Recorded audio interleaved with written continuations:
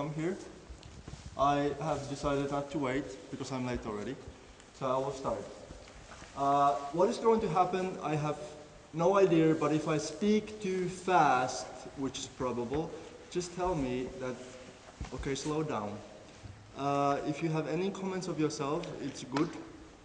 And this is not really, it can be as a lecture or as a me talking, but I was also thinking that if you actually want to dance, roll around, lie down, like you don't have to see me.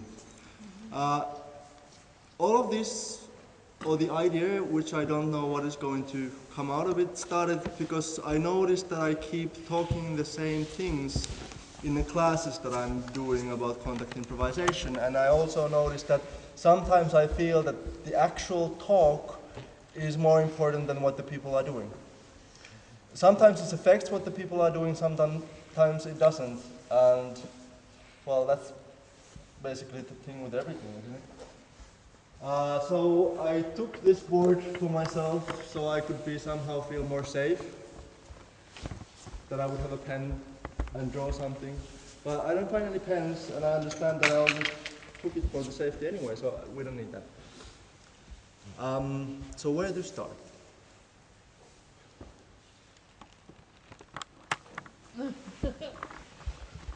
So I will start from the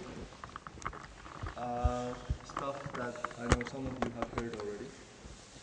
And most of us should know it already, but the way we use words makes us often think differently.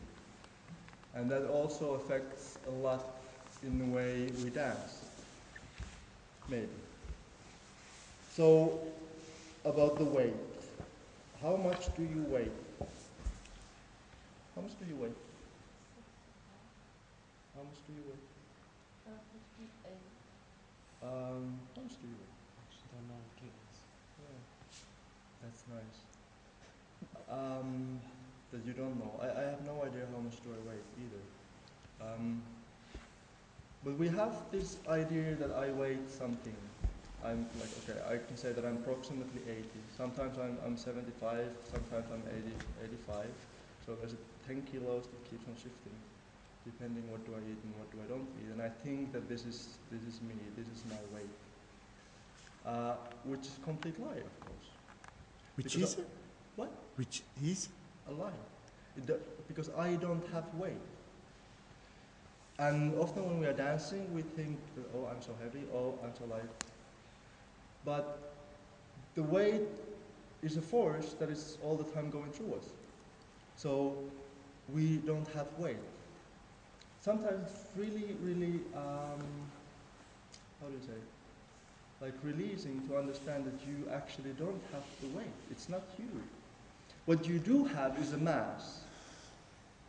And most of the things that we think as things have a mass. And Earth has a mass, which is quite big mass. And according to laws of physics, that might be true, might be not, because even the physicians are like, especially after quantum physics, they are getting more and more confused, or more mystic maybe. So according to laws of physics, anyway, how do we perceive it mostly, is that the masses attract each other's. And because the mass of the Earth is so much more bigger, it feels that it attracts you. So you feel this attraction into the Earth, especially when you lie in there. But actually, your mass is also attracting the Earth, as well as your mass is attracting other people, as well your mass is attracting all of this mass over here. So just for a while, think or maybe perceive that it's you who is attracting the Earth onto you. And just, does it change your sensation when you are doing whatever you do?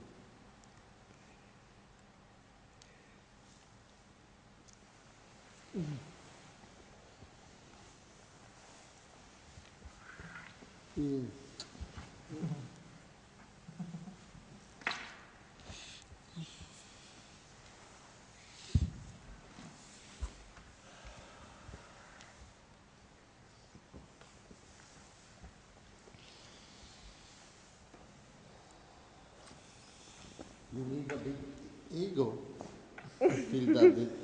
Yeah, that is true. Like there is, with some persons, it's something that we call gravitas in some language, Italian. Italian.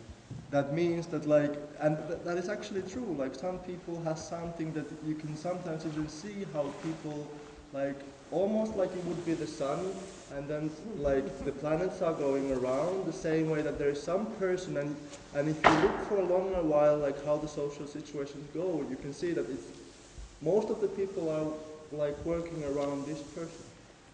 So it's true. What is the word for that?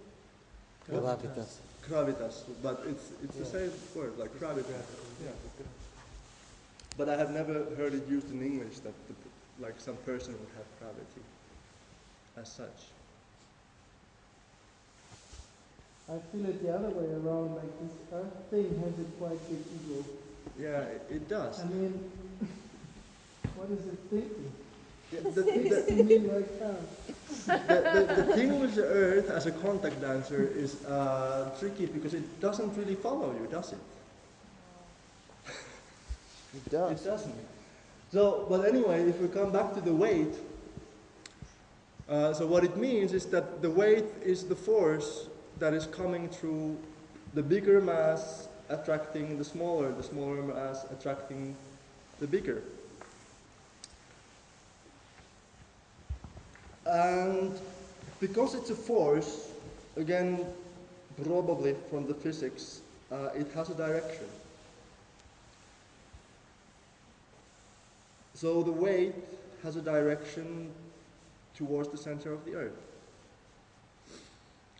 And the nice thing is that because it travels through us, we can actually guide it through us.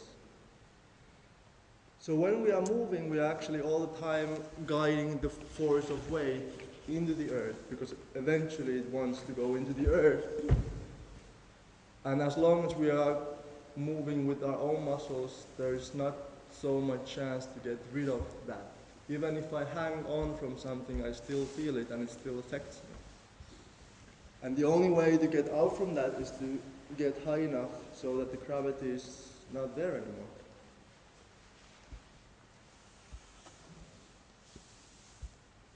So for a while, if you want, just like see how you can you sense that flow of force, and how does it go through your body when you move? Even when you move a little, you can probably sense it changing, like how the pathway changes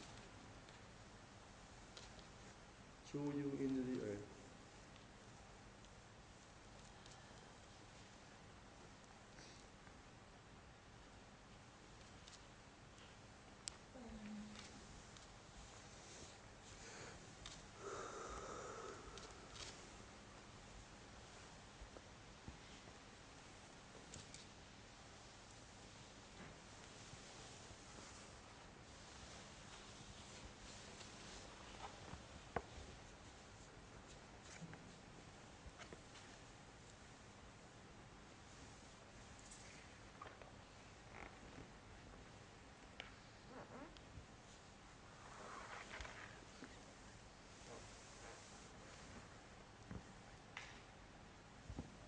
So because it's a force, that has a direction, and since we do have muscles and other things, we can also have contraforce. And actually there is like something that we would call support that we can think as a contraforce. It's still kind of, I don't really understand it in a way. Because, like, as a force going up. Because I can feel the support, but I can also feel that the earth is really like, there's a force that is pulling me. Whereas the support, I can somehow feel it through me, but it's not that I feel anything pulling me up. It's more like that through that force of going down, I feel that I can use it because there's something stable. I can use it and go up. So is it really a force going up or not? It's vague for me. But it's there, and it's something that we can use when we move. And also, if I think of the direction, and if I think that there is weight going through this hand, because of my structure, it somehow actually goes through here, into here, and into the earth. If I use my muscles to have it here, I feel that it's more heavier, because I need to hold it up. But if I start to use, somehow actively guide the gravity, the force onto this pathway, it becomes lighter. If I change the position so that I can think that the force can really like flow into me, it becomes even more light. And if I think that I can actually extend myself and to make this pathway really clear, it becomes even lighter. And still I'm doing something, but how much am I doing? So there is these forces that we can guide. And when we are dancing with another person, it's actually all of these that we are dealing all the time. So how do we sense the weight going through us and the weight going through our partner? Because when we have a partner that we are meeting, some part of the weight that is going into you actually goes into her or him, and the other way around. And at the same time, the support that comes from the earth does the same thing, because they are all the time going on the same pathway but onto the different directions.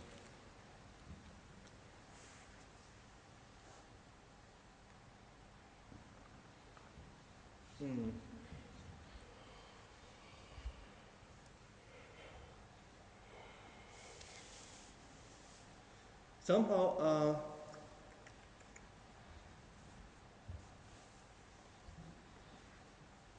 there's a couple of literal references that comes to my mind, and the other one I've been using a lot. And it might feel that it's kind of shifting the topic, which it probably is. We can, if you want to talk about weight, we can talk about that as well, or the sensation of the weight. But have any one of you read Douglas Adams? Douglas Adams and The Hitchhiker's Guide to the Galaxy. It's not on that one. I think it's on the second one, because it's the like trilogy with the 5 parts. Yeah, I think on the second one, so there's like 3 basic questions of humankind, or like kind of intelligent life forms, that sometimes people go through when they wake up even. The first question is, who am I? The second question is, where am I? And the third question is, when do we eat? Well, us here, when do we eat is pretty clear. The place is more or less. But then if you concentrate on the first question, who am I, then we are getting into trouble. Well, I am. I don't know about you.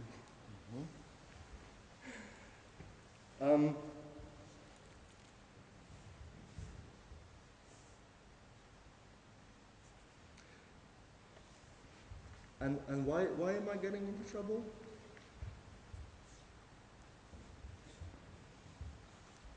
Because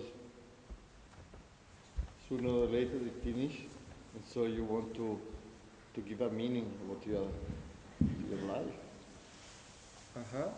Maybe. Or probably you get older, and some biological dose close, and you want to know. That's why. It's a question of the system which you are thinking, who am I? Am I the guy who is doing this and that? Or am I, This is just raw.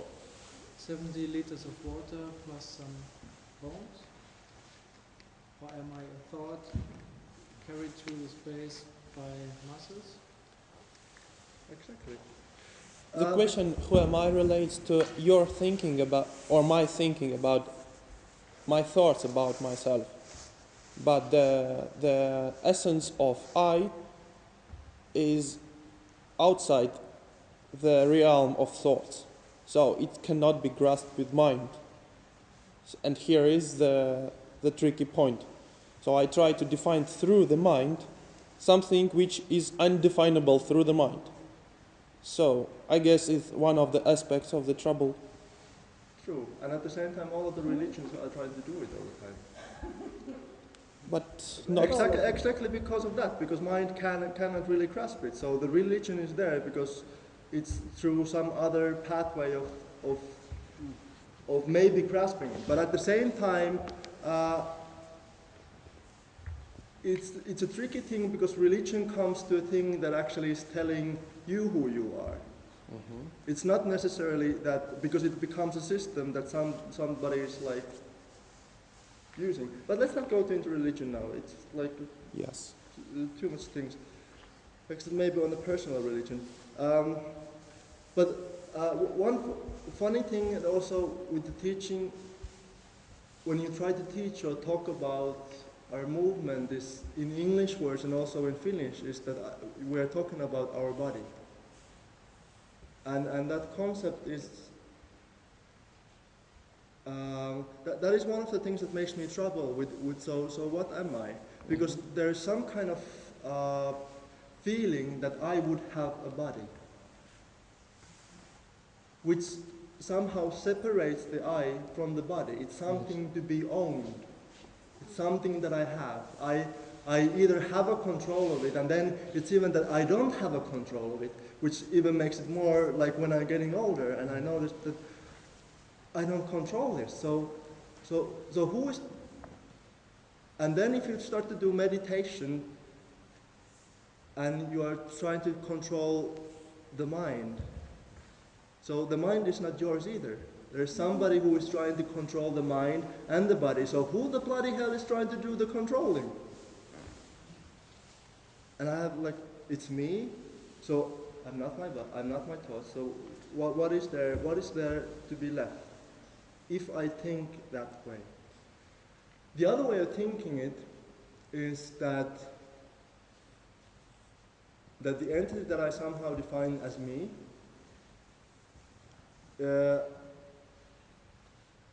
is actually like, this is me.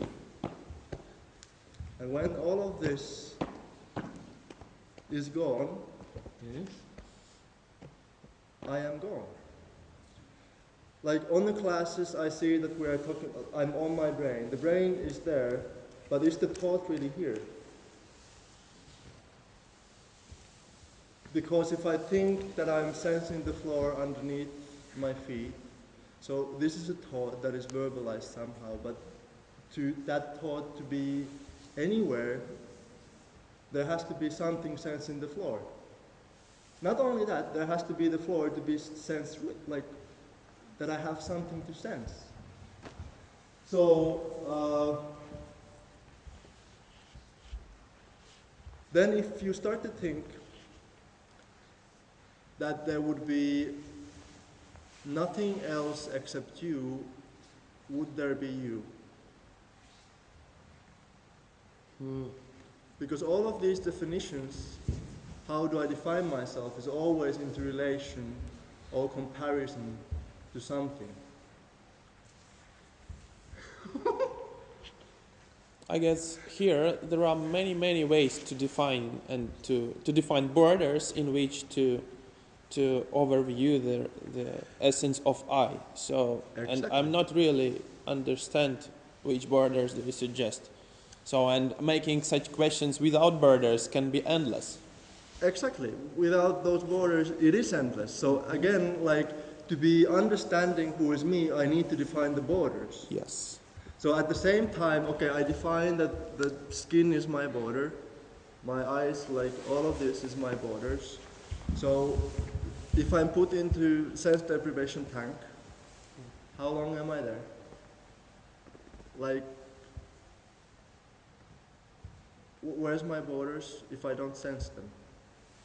So, if this is me, at the same time, it means that if I don't have anything to push myself into or contrast myself to, there is no me.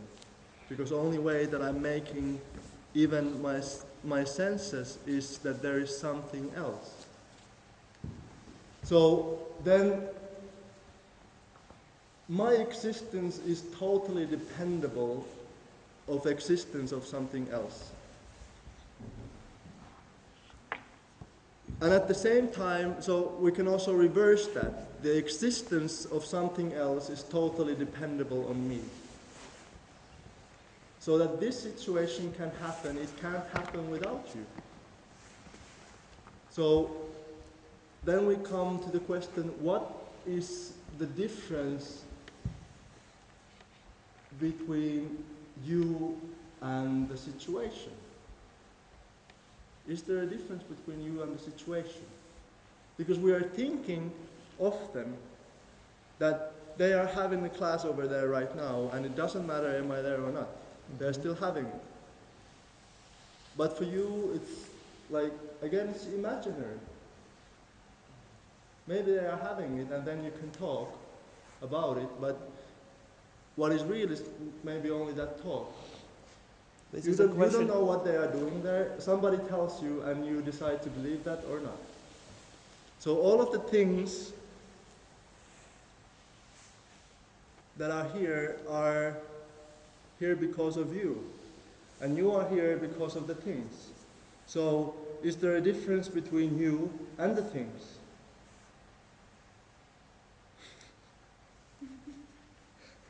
This is a question about subject and object. Yeah. And What is the point of you? Yeah, and that is exactly the funny thing, that we think that there's an object, and we start to think people and things as an objects. The way that we make our food, for example, at this age, is that we are thinking of objects. We are thinking of the piece of meat that comes into my plate. We are not thinking of how is it made, or that it would be same as me.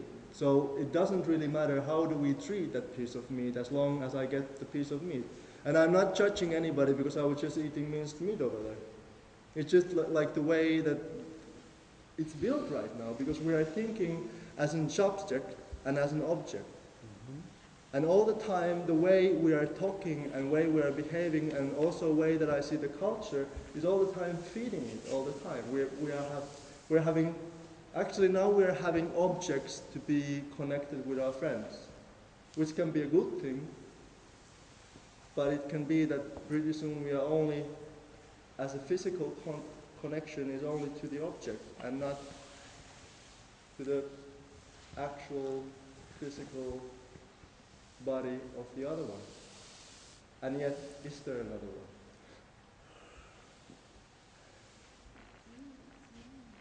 So it's pretty complicated.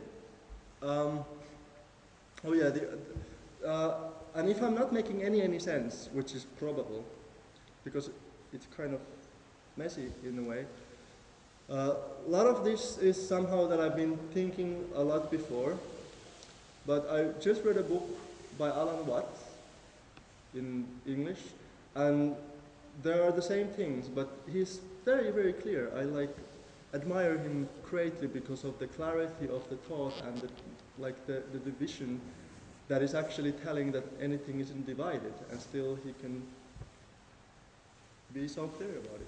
So that is one nice book to read. It's also rather short, so it's easy. What is the name? The book, The Taboo About Knowing Who You Really Are, something like this. And you can find it actually from the internet. That is one of the only books that I've been finding, like, floating around from Alan Watts for free. Alan Watts. Alan Watts. Um, so how does it relate to the dance?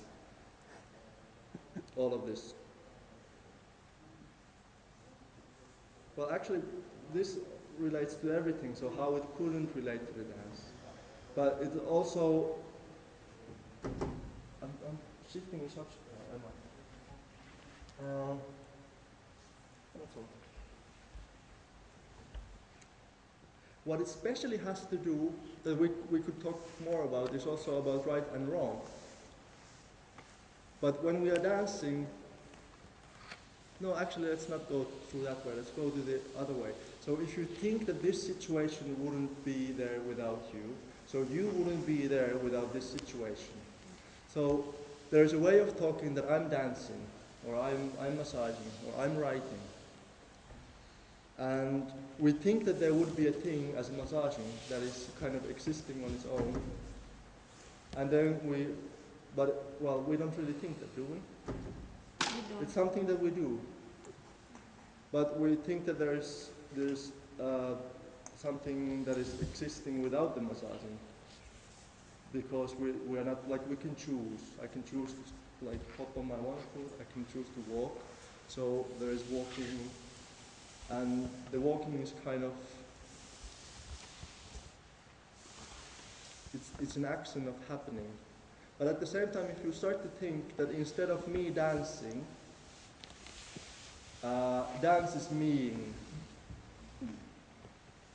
So instead of me doing the dance, there's a dance Happening.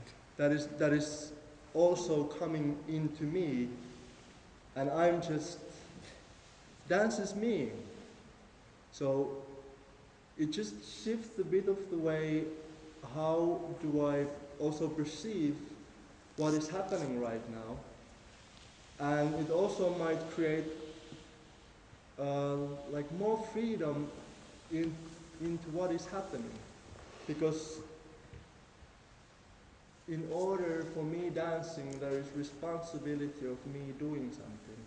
And it's true, there is a responsibility of you doing something. But sometimes it gets us way too stuck because we are too worried about it. Yeah, and it's a bit like the same thought of you're observing your own thought, who's thinking. And if you start to observe your own dancing, you're finding a lot more than your thought. Yeah.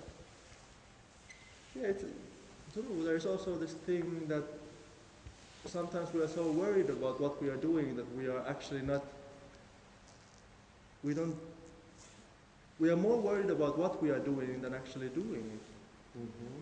That somehow we again divide ourselves into so many pieces, already kind of inside of this form, not even think about the vision of the whole thing, that we get totally lost in it. And then what if you just put the effort into observing, so what is happening now? So what is the situation? Not even what is the situation I'm in, because I am the situation. So what is the situation? And it might change something. Might not. Might be too more lost. But being lost is like, it can be also, yeah, sometimes it's good to be lost.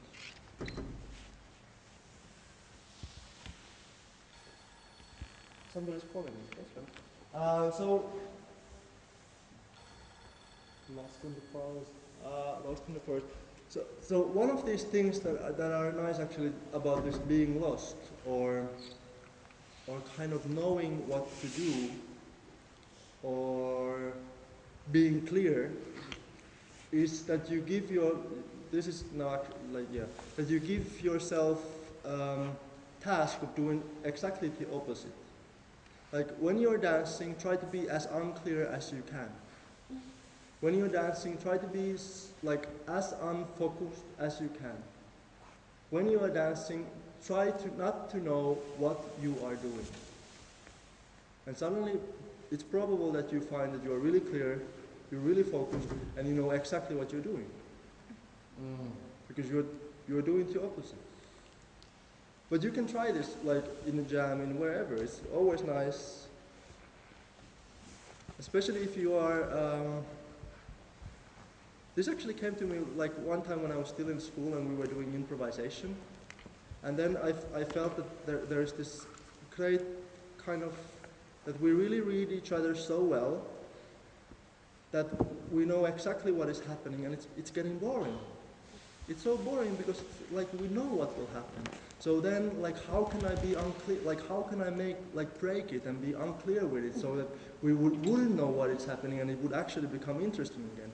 And then we tried to do one improvisation that would be really, really unclear. It was like horrible if anybody would have watched it. That was probably torment, but everybody actually knew so well what they were doing because they were trying to be so unclear and unpredictable that they were really knowing like, okay, what am I doing now? Because they were concentrating so much onto it and not going with this automatic thing that you do. And sometimes it's the same thing with the contact improvisation, like if you find yourself getting bored because you are doing the same things all the time, so try to be unclear within the boundaries of some kind of safety because sometimes people get hurt with that. I don't know. Does anything come to your mind from all of this? Yeah, which mind? It's true. Does anything come to you? Well, Huh? I had a secondary thought that probably is not too important, but just to break the ice.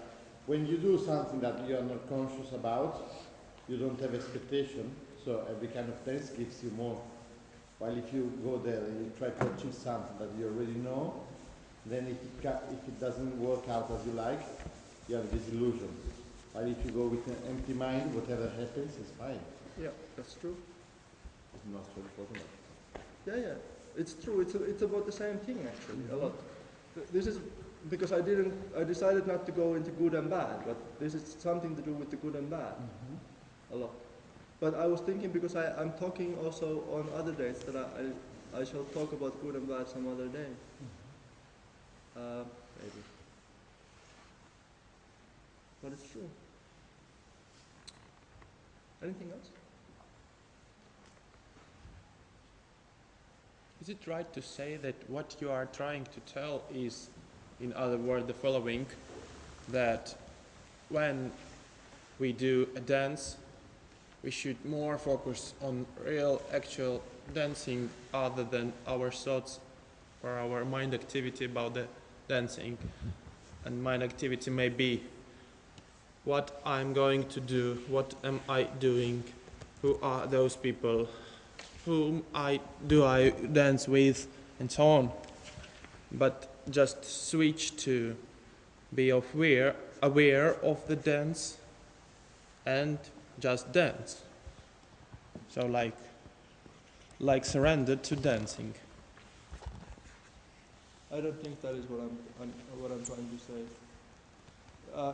If there would be something that I'm trying to say, I don't know what is that. I think it's more about like preaching is always more about speaking about something that you don't really know, because you don't really know anything about God after all, except you do know, but when you try to put it into words, you get lost. And the same thing goes with beauty and dance. There's a lot of things that we can say about dance and beauty, but at the same time they are so subjective, they are so much into perception that when I try to put it into words, I'm like the beautiful thing about poetry is that they are using the words the way that like the dance or the paintings or the music is working. When it's working, and when something works for you, like for all the people, it works differently. Because when we hear the same tune, I get sad, you get happy, because there's different connotations to it. So you never know. But like poetry for me is something that that it's using words to tell something that is behind the words all the time, but it's never the words itself, like always. Also, this is like dancing is also telling something that is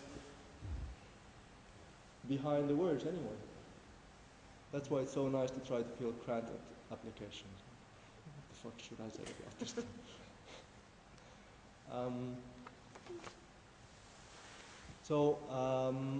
What I'm trying to say, I don't really know what I'm trying to say. So why you should be here and listening to it, there is no point. But why not? Well, there is a point.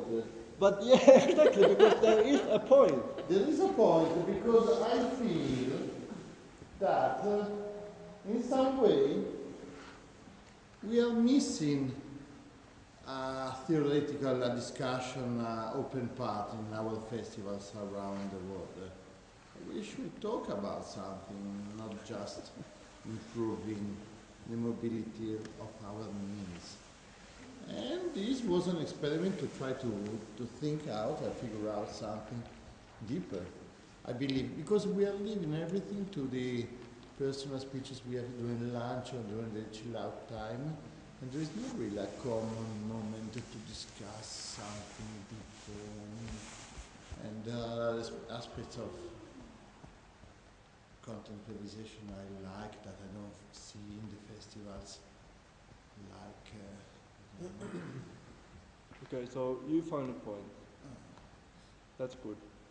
But yeah, the point what I said, that, like there was some suggestions that you can try if you feel that you're luck. But I'm not saying, just to go back to Pavel, I'm not saying that you should do something when you go to dance. You shouldn't do it like, you should do what do you do. Like if that is the thing that you need to think, like how does this work, what like I should do this, then it's the way. But if you get stuck onto it and if you start to feel unhappy about it, maybe there's another approach that you can use with your mind to get somewhere else and through it. Those were only suggestions for that, but not really saying that something should be done as such.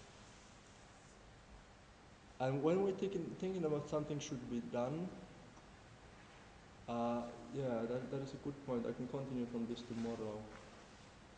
Because tomorrow is a free day, so of course we need to talk about freedom, which is also a very small topic. But I think, unless there's something else coming, but I'm kind of done for now. But if there's something else coming, please do. I would like to ask you like a personal question about your dance. How do you dance? Just to describe your vision of how it happens to you, if it is you think it is appropriate to the talk.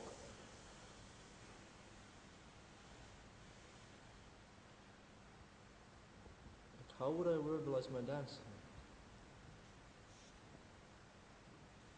I can verbalize the dancing of contact improvisation, or the most basic principle that I follow most of the time is what I talked in the beginning, which is that I have sensation of the support of the earth. And as long as I have that sensation through my partner, that is the thing that I try to be aware of, and that I notice it's also a thing that I try to kind of keep. So really rarely when I'm dancing contact, I'm letting the connection go. And sometimes it's really, really fun. But to me, like, it's also, again, about the definition, that if I start to do something else that doesn't contain the physical contact, I feel it is more about improvisation, which is a good thing. But like, so where is there kind of a sport or thing as a contact improvisation, and then kind of as an improvisation as a separate beings? There can be. But everything is improvised, isn't it? Because improvised. Everything is improvised. You will not move your hand the second time the way you just done. You only make it once. It's true and it's not true.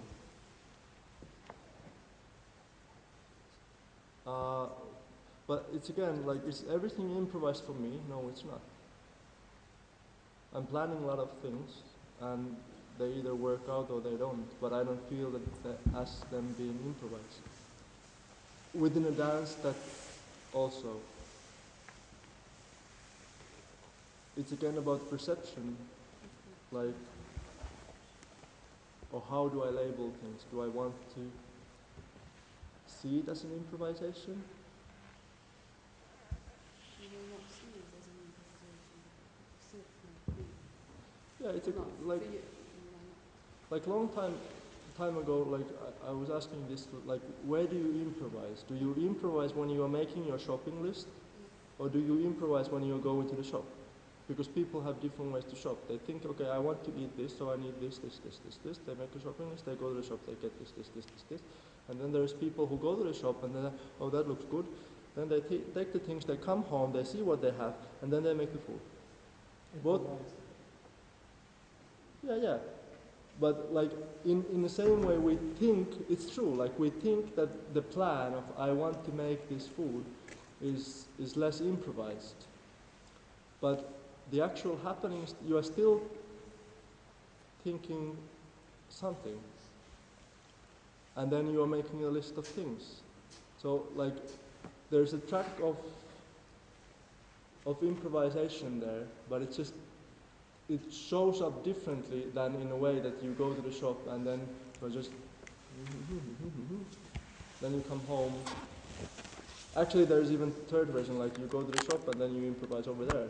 Ah, hey, I will make this, and then you get the stuff. Well, and then there's the last way that you just get the stuff and you come back home and then, okay, so what can I make from this? Personally, it's lot to do with the sense of cooking. For me, it's much easier if I know what I'm doing. And then I know some people who I can give pretty much anything and they will make wonderful food out of it, which is talent.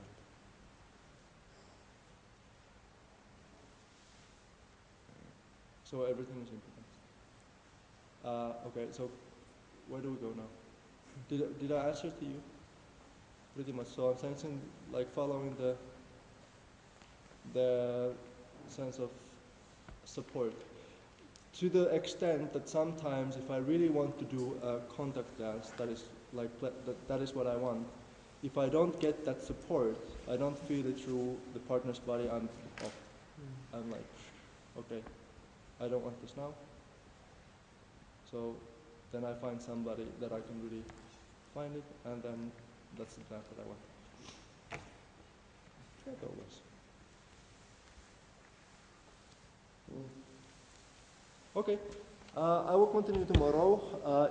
You don't need to be here. It's like what I mean that because everything is related to everything, even if you go to have a sleep, it's still related. And even if you are tomorrow away and then you come back on the next day, everything is anyway connected somehow. But I will be here talking about freedom and responsibility, probably.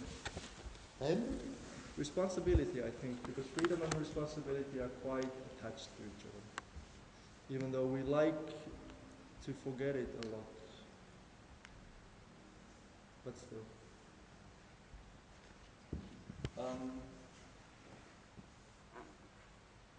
And we have 10 minutes till my class starts already. So. Thank you for listening. thank you. Yeah.